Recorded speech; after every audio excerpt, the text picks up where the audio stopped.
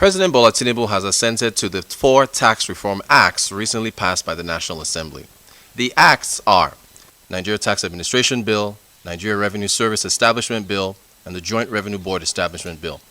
In his address to reporters, the chairman of the Federal Inland Revenue Service, Zach Adediji, said the following: "It takes time for all the stakeholders, participants, operators, and the regulator to change the system. So, with the magnanimity of the National Assembly, Mr. President assented to the bills. So the effective date will be January the 1st of 2026. We have 6 full months for both sensitization and planning.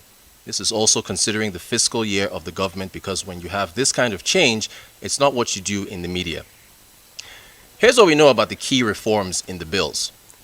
For the Nigeria Tax Act, it swaps multiple rules into a single tax code. It also eliminates smaller overlapping taxes. For reforms in the Tax Administration Act, common rules are now set for tax collection, and that's across federal, state, and local governments. For the reforms in the Revenue Service Act, the Federal Inland Revenue Service has now been replaced with a new body, the Nigeria Revenue Service, the NRS. As for the reforms in the Joint Revenue Board Act, it creates a tax ombudsman and a new tax tribunal to resolve disputes. So what are the intended benefits for these reforms?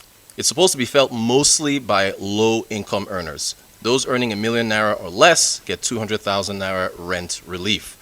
There's a VAT exemption on food, healthcare, education, and rent. SMEs who earn below 50 million naira in turnover per year are exempted from company income tax.